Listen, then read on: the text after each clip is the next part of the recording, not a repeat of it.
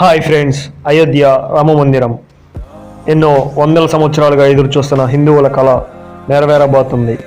మనం ఈ వీడియోలో అయోధ్య రామ మందిరం యొక్క విశేషాలు, ప్రత్యేకత ఏంటో తెలుసుకుందాం.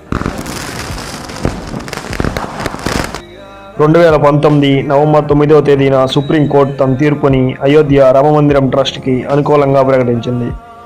ఆలయ ట్రస్ట్ భారతదేశం అంతటా దాదాపు 150,000 మంది విహెచ్పి కార్యకర్తలతో విరాళాల సేకరణలో పాల్గొన్నారు. రామమందిరం నిర్మాణం శంకుస్థాపన కార్యక్రమాన్ని 5 ఆగస్టు 2020న ప్రధానమంత్రి నరేంద్ర మోడీ గారు నిర్వహించారు.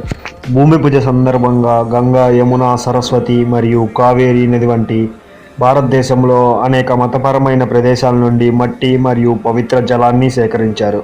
ప్రస్తుతం నిర్మాణంలో ఉన్న ఈ ఆలయాన్ని శ్రీరామ జన్మభూమి తీర్థక్షేత్ర ట్రస్ట్ పర్యవేక్షిస్తుంది. ఇప్పుడు మనం ఈ ఆలయ ప్రత్యేకత ఏంటో తెలుసుకుందాం. అయోధ్య శ్రీరాముని ఆలయం మొత్తం నగరి శైలిలో నిర్మిస్తున్నారు.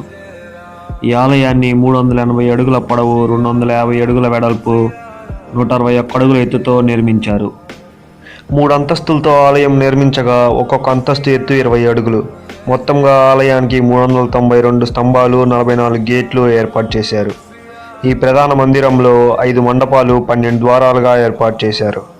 అయితే ఈ ఆలయాన్ని ఎంతో దృఢంగా ఎన్నో భూకంపాలు వచ్చినా చెక్కు చెదరకుండా నిర్మించారు. అలాగే శ్రీరామనవమి రోజున సూర్యకిరణాలు ఆ శ్రీరాముని విగ్రహం మీద పడేలా ఆలయ నిర్మాణాన్ని నిర్మించారు. అయోధ్య ఆలయ ప్రాంగణంలో 27 నక్షత్రాలకు సూచకగా 27 రకాల మొక్కలను నాటారు. 22 జనవరి 2024న ఆలయ ప్రారంభోత్సవం షెడ్యూల్ అధికారంగా ప్రకటించారు. జై శ్రీరామ్.